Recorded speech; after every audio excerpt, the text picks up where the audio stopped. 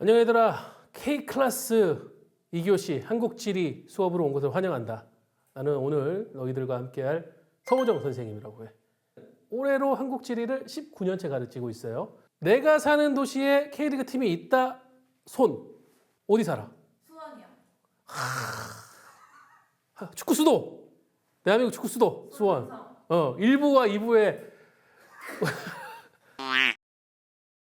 그리고 내가 사는 도시에 팀이 있었으면 좋겠다도 손. 어디 살고 있어? 저희 일산이요.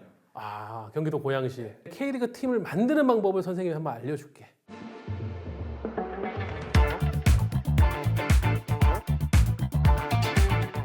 우리 도시에 K리그 팀을 만들려면은 어떤 형태의 구단들이 K리그에 존재하는지부터 먼저 알아야 되겠지. 서울도 있고 수원 삼성도 있고 수원 FC도 있고 안양, 부천, 인천, 아산, 청주 뭐 엄청 많다. 야, 팀이 몇 개냐?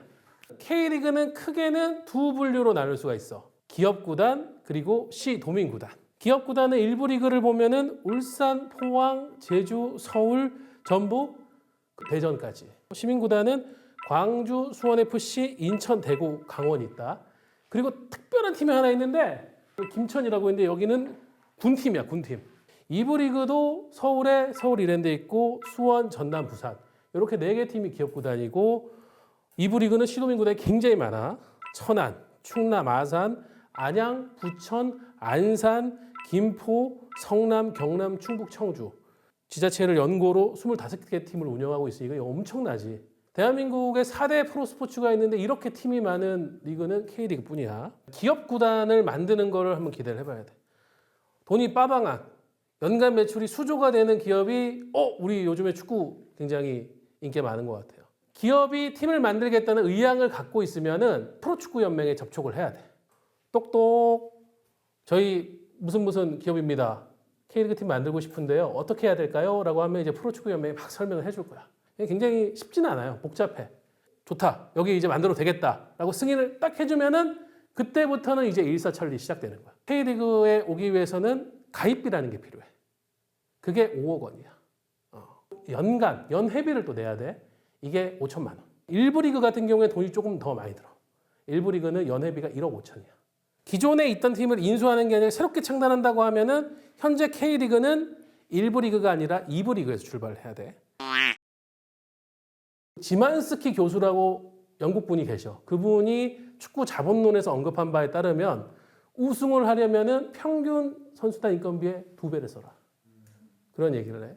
대전 하나시티즌이 2022년에 승격을 할 때 쓴 돈이 한 90억대 인건비가. 거기다가 사무국 구성해야 되고 경기장 사용료, 훈련장 사용료 이런 것들 다 볼래야 되니까 내가 볼 때 150억 정도는 써야 된다. 우승 상금이 어떻게 돼요? 부끄럽다. 3억 원이지. K리그 1은 5억 원이지. 너는 스포츠를 지금 너 자본주의의 지금 노예구나. 선생님 잘못했다. 국내에 있는 한 20대 대기업 중에서 선생님이 볼 때 이 정도면은 K리그 구단 운영할 수 있는 사이즈다 싶은 기업들이 어딘가를 한번 살펴봤어. 일단 선생님은 K가 땡겨요. 여러 종목의 스포츠에 관련된 팀을 운영을 하고 있어. 프로야구, 프로농구, e스포츠, 뭐 하키도 하고 있고 야구, 농구 잘하고 있는데 축구단까지 딱 맞추면 이게 딱 간지가 날 것 같아. 때마침 이 KT 위즈가 쓰고 있는 야구장 바로 옆에 이웃이 누구냐? 수원FC. 깔맞춤, 간지, 그리고 이승우. 요거 딱 된다고. 회장님 해달라고요. 해줘. 뭐 야구팀을 보유하고 있으면서도 축구팀이 없는 기업들이 좀 그래도 괜찮지 않을까 생각은 합니다. 그리고 또 생각해 본 게 어디냐면은 K리그 팬들한테는 호응을 많이 받고 있지. 물 들어올 때 노저라고. 이럴 때 아예 K리그 팀을 하나 만들든지 인수를 해가지고 딱 들어오면은 기가 막힐 것 같고. 축구 팬들이 불만이 많아요. 왜 이렇게 유니폼 사는 게 힘드냐. 오픈런 하듯이 가가지고 경기장 그 스토어 앞에 가가지고 하루 종일 기다려야 되고 이게 너무 힘들다. 그런데 내가 볼 때는 자정 전에만 주문을 하면은 마지막으로 선생님이 기대하는 기업은 카카오. 이 대한민국과 세계를 대표하는 IT 기업으로 떠올랐잖아. 요즘에 보면은 미국도 그렇고 유럽도 그렇고 IT 기업들이 이 스포츠 쪽으로 많이 들어와요. 진입을 많이 해요. 왜냐하면은 자기들이 가지고 있는 기술의 시연장으로 삼을 수 있는 게 이 수만 명이 모여 있는 이 스포츠 경기장만큼 좋은 데가 없어요. 예를 들면 내가 앉아 있어. 앉아 있는데 내가 간 사이에 골이 터지면은 좀 아쉽잖아. 한 경기에 한 골밖에 안 나올 수도 있는데 자리에 딱 앉아가지고 핸드폰, 스마트폰 꺼내서 딱 해서 주문해서 QR코드 결제 딱 하면은 저 멀리서 드론이 나의 탕후루를 싣고 오고 있어 이렇게. 와서 딱 내 자리에다 딱 갖다 주는 거야. 그러면 소비자 입장에서 기분이 어떻겠어? 이야, 넘버원이다. K리그 팀 운영한다. 맥주 마음껏 마실 수 있어요. 대리운전, 택시, 그냥 불러. 뭐 카카오나 좀 더 이제 IT 기업들이 들어와서 각 플랫폼에서 이제 홍보들도 많이 되고 요즘 시대에 좀 더 트렌드한 그런 기업 구단이 될 수 있지 않나 이런 생각하고 있습니다.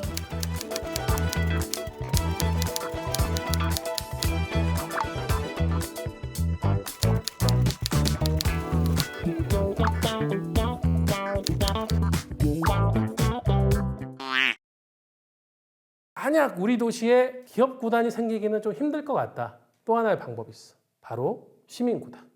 시도민 구단을 만들려면은 이 여론이 모여야 돼요. 의중이.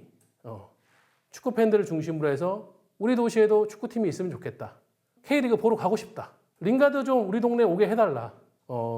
그걸 보고 이렇게 정책을 결정하는 사람들, 뭐 시장님이라든가 도지사님이라든가 뭐 주민들의 열망이 이렇다고 하면은 한번 만들어야 되지 않겠어요? 라고 이제 논의를 시작하는 거지.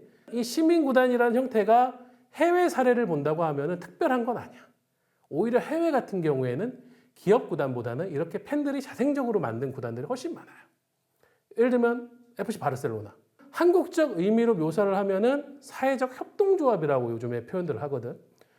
뭐 지금 K리그에도 보면은 부천 FC라든가 충북 청주 이런 팀들이 근간이 사회적 협동조합이에요. 그러니까 팬들이 우리가 십시일반해가지고 일단 팀을 만들었어. 그리고 그 팀이 유지가 되고 활약을 하다 보니까는 시에서 도에서 재정 지원을 해주면서 프로 무대에서 경쟁을 할 수 있는 그런 규모로 성장을 한 거예요. 선생님이 볼 때에는 지금 노릴 만한 지자체들이 몇 개 있어. 용고화. K리그의 미래는 용고화에 달려있다. 이게 선생님의 지론이야. 이 세 개 도시는 인구가 100만 명 내외야. 거기다가 세 개 도시 모두 수도권에 있고 A매치를 유치할 수 있을 정도의 아주 최신 경기장을 또 갖고 있는 이 도시들이야. 너무 또 수도권에 다 몰리는 거 아니에요? 그치. 그런데 런던의 팀이 몇 개인지 혹시 알아? 1부 리그 기준으로만 지금 4개가 있어. 그리고 2부 리그까지 포함하면 훨씬 더 많고. 사실 뭐 선생님이 뭘 탓하겠니? 서울 집중화를 탓을 해야지. 지방 분권화를 우리가 정부가 잘 이뤄냈으면은 수도권이나 서울 지역에서의 뭔가 좀 활성화가 되면은 개인적인 바람은 좋은데 고향도 괜찮은 것 같습니다. 아무래도 거리가 좀 가깝다 보니까 수도권 중에서 가장 인구가 많으면서 그 프로팀이 없는 팀이 지금 고양이랑 용인이신데 용인 정도가 그나마 가능성 있지 않을까? 또 경기장도 있으니까. 저는 만체스터 사람인데 메뉴 때문에 박지성 사랑해요. 박지성 나라 보고 싶다. 강남 와서 이태원 가서 쌍문동, 그러면 쌍문동도 두번고 좋아요. 지금 K리그의 시민구단들이 재정적인 부분을 시나 도에 너무 많이 의존을 하고 있는 경향이 있단 말이지. 그러다 보니까는 그쪽에서 어떤 다른 생각을 갖게 되고 재정적인 위축이 생길 수가 있어. 순간적으로. 그러다 보면은 선수들을 갑자기 내가 좋아하던 선수들을 갑자기 방출을 해야 되고 반대로 또 시민구단은 아까 기업구단들이 갖지 못했던 그런 개방성. 수원 삼성이 갤럭시 딱 가슴 박았어. 수원 FC는 머리를 써가지고 우리는 아이폰. 기업 구단들이 할 수 없는 새로운 아이디어를 제공할 수 있는 그런 게 시도민 구단들의 매력이 될 수 있는 그런 장점이 될 수 있는 부분이라고 보여지거든. 팬들의 주인의식이라는 게 상당히 중요해요. 어떤 정치적인 이슈라든가 이런 게 볼 때 팬들이 항상 먼저 나서가지고 안 된다. 이거는 불합리한 방식이다라고 반대를 하면서 계속 항의도 하고 한단 말이에요. 그런 모습들이 장기적으로 올바른 길을 갈 수 있는 발판을 마련해줘. 이런 것들이 어떻게 보면 시민구단들이 갖고 있는 새로운 또 장점이라고 할 수 있겠지. 키움 이런 형태 그런 건 안 돼요? 그런 형태? 사실은 선생님도 그런 모습을 바라고 있어. 그러니까 우리가 컨소시엄 형태라고 하지. 정확한 그러니까 모기업은 존재하지 않지만은 돈을 갖고 있는 주주들이 모여가지고 이렇게 팀을 구축할 수 있는 그 세계 스포츠의 최고의 시장이라고 할 수 있는 미국도 대부분 그렇게 하고 있어요. 마이클 조단이 구단을 인수를 했네. 돈을 많이 갖고 있는 성공한 사업가라든가 스포츠 선수라든가 연예인이라든가 이런 사람들이 다 관여해가지고 컨소시엄 형태의 팀을 만든단 말이에요. 요즘에 고양시가 배출한 최고의 인물이 누구냐면은 우리 BTS의 RM이야. RM 형이 스포츠단 한번 운영해보고 싶은데 이런 생각을 갖게 된다며. 그러면 RM이 운영을 한다 이러면은 기업인들이나 다른 뭐 스포츠인들도 관심을 갖고 같이 할 수 있겠지. 이런 새로운 방식을 한번 또 K리그에서 볼 수 있으면 얼마나 좋을까. 그런 생각을 많이 하고 최근에 보면은 이제 다시 한국이 이 세계적인 이 문화 허브 그런 것으로 떠오르다 보니까 관심들을 나타내는 중동이라든가 유럽, 미국 쪽의 기업들이 있는데 향후에는 우리 구단들도 더 적극적으로 하지 않을까 그런 생각을 해봐요.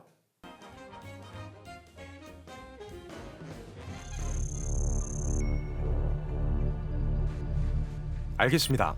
현재까지 제가 알고 있는 정보를 바탕으로 2024 전북현대가 기울어진 운동장을 되돌릴 수 있는지 분석해 보겠습니다. 우선 2024년 4월 6일 전북현대는 단 페트레스코 감독의 사임 소식을 알렸습니다. 팀의 부진에 대한 책임을 통감하고 전북의 더 나은 발전을 위해 스스로 지휘봉을 내려놓겠다는 뜻을 전했으며 구단은 감독의 의사를 존중하기로 했다고 밝혔습니다. 그 당시 전북은 리그 5경기에서 3무 2패로 12개 구단 중 유일하게 첫 승을 신고하지 못한 상황이었습니다. 단 페트레스코 감독의 사임에는 몇 가지 의미가 있습니다. 우선 K리그1 역대 최소 경기 사퇴입니다. 그 이전의 기록은 2019년에 7경기 만에 물러난 인천 유나이티드의 안데르센 감독으로 단 페트레스코 감독은 K리그의 승강제가 도입된 2013년 이후 시즌 기준 최소 경기 감독 교체라는 기록을 남겼습니다. 6라운드 하루 전에 자진 사퇴를 발표한 전북은 다음 날에도 승리를 거두지 못했습니다. 이로 인해 2024년 K리그1과 K리그2 25개 팀 가운데 유일하게 1승도 하지 못한 상태였는데 이는 2009년 첫 우승이 기록된 이후 일어난 적이 없는 일입니다. 종종 기록은 2005년 개막 후 2무 5패 7경기 무승으로 강희대제 최강희 감독이 2005년 7월에 부임하기 이전의 성적입니다. 그렇다면 자진 사퇴에 대한 이유로 밝힌 팀의 부진은 과연 어느 정도였을까요? 이는 전북의 역대 감독과의 비교로 확인해 볼 수 있을 것입니다. 먼저 전북 왕조를 만들어낸 최강희 감독부터 살펴보겠습니다. 두 번의 재임 기간 동안 총 560경기를 치렀고 296승, 125무, 139패를 기록해 52.8%의 승률을 거뒀습니다. 그 다음은 전북의 역대 첫 번째 외국인 감독이었던 모라이스 감독으로 총 85경기, 51승, 20무, 14패, 승률 60%의 성적을 기록했습니다. 2021년 그 다음 바통을 이어받은 김상식 감독은 108경기에서 61승 26무 21패 56.4%의 승률을 거두었습니다. 그리고 단 페트레스코 감독 2023년 부임 후 38경기 동안 15승 11무 12패로 39.4%의 승률을 기록했습니다. 재임 기간 동안 경기당 평균 승점 획득을 비교하더라도 최강희 1.96점과 1.67점, 모라이스 2.04점, 김상식 1.94점, 단 페트레스코 1.47점으로 차이가 있습니다. 단 페트레스코 감독이 말한 팀의 부진이 재임 기간의 숫자로 드러나는 기록들입니다. 리그의 승강제가 도입된 2013년 이후의 전북 성적입니다.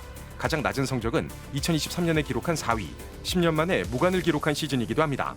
그리고 울산의 성적입니다. 그동안 전북이 울산보다 낮은 순위로 시즌을 마감한 것은 2013년과 2022년, 2023년 단 3번뿐입니다. 그리고 2024년, 지금과 같은 상황이라면 4번째 시즌으로 기록될 가능성이 큽니다. 그렇다면 리그 성적이 아닌 상대 전적은 어땠을까요? 2013년 이후 2023년까지의 전북 기준 리그 상대 전적입니다. 상대 전적 승점 우위를 보인 시즌은 11시즌 중에 총 7번. 그러나 2021년 홍명보 감독 부임 이후 상대 전적으로 살펴보면 2023년까지 총 3승 6패 3무로 단 한 시즌도 승점의 우위를 가져가지 못했습니다. 김상식 감독과 단 페트레스코 감독을 상대했던 홍명보 감독의 인터뷰가 적어도 틀린 말이 아닌 셈입니다. 그렇다면 전북 현대는 기울어진 운동장을 다시 되돌릴 수 있을까요? 예전의 기울기로 돌아갈 수는 없어도 우선 평평한 운동장을 만들려는 노력이 필요한 시점입니다. 가장 마지막으로 승리를 거둔 2023년 6월 3일의 경기와 가장 최근의 경기인 2024년 3월 30일의 경기를 비교 분석해 보았습니다. 이전과 동일하게 공을 소유한 상황, 공을 소유하지 않은 상황, 공격에서 수비로 전환되는 상황, 수비에서 공격으로 전환되는 상황을 각각 높은 지역, 미들 지역, 낮은 지역으로 나눠서 살펴봤고 세트 플레이와 기타 특이 사항을 추가로 확인했습니다. 기본적으로 전북 현대의 어떤 지점이 달라졌는지를 확인할 수 있는 작업이 될 것입니다. 우선 선발 라인업입니다. 양팀 다 4-2-3-1 전형으로 맞선 2023년의 맞대결과 다르게 2024년에는 변화가 있습니다. 우선 전북의 포메이션은 4-4-2의 형태로 바뀌었고 울산은 표기된 라인업과 다르게 루빅손 시프트를 통해 5-4-1의 형태로 게임을 풀어갔습니다. 이는 보통 4-2-3-1의 전술을 즐겨 사용하는 홍명보 감독의 플랜 B입니다. A매치 기간 이후 선수들에게 회복할 수 있는 시간을 마련해주기 위해 대다수를 선발 라인업에서 제외하는 결정을 해야 하기도 하고 또 활동량이 장점인 루빅손을 통해 전북의 측면 공격을 막는다는 점에서 장점이 있기 때문입니다. 이는 이미 2023년 8월 19일 전북과의 경기에서 증명한 바가 있는데 이날의 루빅손과 이번 경기의 루빅손의 히트맵을 살펴보면 그 시프트를 확인할 수 있습니다. 그리고 이는 반대로 상대의 같은 전술에 대해 전북이 적절한 대응법을 찾지 못했다고도 할 수 있겠습니다. 우선 2023년 6월 3일의 경기 장면입니다. 이 부분에서 우리는 전북 현대의 김두현 감독 대행이 볼을 소유한 상황에서 어떠한 방식으로 경기를 풀어나가고 싶은지를 확인할 수 있습니다. 가장 기술적인 선수를 하프 스페이스에 두고 상대를 공략하겠다는 전략입니다. 센터백인 정태욱이 전진 드리블을 시도하고 정우재가 라인에 가깝게 넓게 서서 박호와 이명재를 묶어둬서 공간을 만들면 루이스가 하프 스페이스에서 공을 받는 형태입니다. 패스미스로 공을 빼앗긴 이후에 다시 소유권을 회복했을 때에도 하프 스페이스에서 전진 패스 방식을 선택해 시퀀스가 마무리되는 모습을 볼 수 있습니다. 이는 이 경기의 접근 방식이 양쪽 풀백을 전진시키거나 윙포워드를 사이드로 넓게 벌려 크로스 공격을 지향하는 형태가 아니라는 것을 보여줍니다. 후반 16분의 상황 역시 마찬가지입니다. 사이드에서 정태욱과 정우재, 오지혁으로 패스가 이어지는 순간에 이명재가 정우재를 따라 나온 공간으로 송민규가 움직여 볼을 받은 후 침투하는 조규성에게 패스를 시도하는 장면이 나옵니다. 이처럼 공을 소유했을 때 미들 지역에서 충분히 상대를 끌어당긴 다음에 상대의 높은 지역의 측면까지 볼을 가져가지 않고 하프 스페이스 공략 또는 원터치 패스와 뒷공간 공략으로 빠르게 공격을 이어가는 모습을 확인할 수 있습니다. 다음은 2024년 4월 30일의 공격 시퀀스입니다. 전반 44분부터 득점이 이뤄진 상황까지입니다. 지난해 맞대결에서 인버티드 풀백 움직임을 보였던 김진수가 사이드로 넓게 벌려 크로스를 반복하고 있습니다. 그리고 두 번의 상황 모두 상대의 수비수가 수적 우위를 보이고 있었습니다. 득점이 이뤄지긴 했지만 공격과 수비가 동일한 숫자여도 50%의 확률 싸움이 될 수밖에 없는 크로스 전술의 의존도가 높음을 알 수 있습니다. 사실 이는 득점 이후 1분 뒤에도 확인할 수 있습니다. 또다시 김진수의 크로스와 티아고의 헤딩, 결국 크로스를 올리는 사람과 헤딩을 하는 사람의 퀄리티에 좌우될 수밖에 없는 상황입니다. 공을 소유하지 않은 수비 상황에서의 전북은 어땠을까요? 2023년의 전북은 대체로 라인을 많이 내려서 울산을 상대하는 모습이었습니다. 다만 전방에서 압박을 할 때는 전체적으로 움직이며 강도를 높였습니다. 전반 15분부터 이어지는 시퀀스를 보면 1차적으로 루이스가 조현우의 빌드업을 방해하는 장면을 확인할 수 있고 이어지는 장면에서도 정우재와 류재문이 적극적인 움직임을 통해 공을 뺏어내고 마무리까지 짓는 것을 볼 수 있습니다.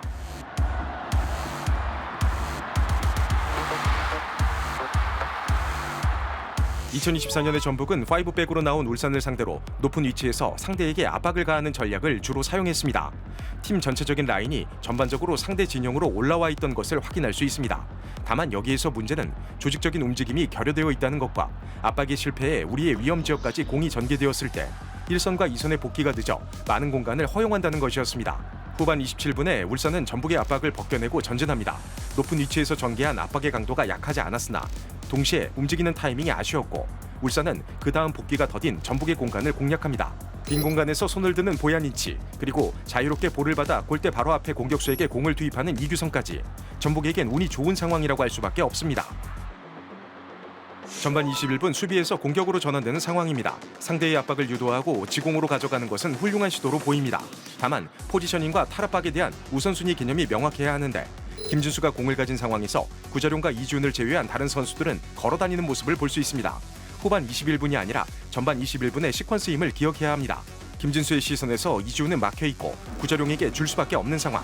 구자룡 또한 다른 선택지가 없기 때문에 전진 패스에 실패하고 이동경에게 볼을 빼앗겨 실점을 하고 맙니다. 팀으로서 공수 전환의 목표의식을 찾기 힘든 모습. 이 실점 장면을 단순히 김진수, 구자룡의 책임으로만 볼 수 없는 이유가 여기에 있습니다.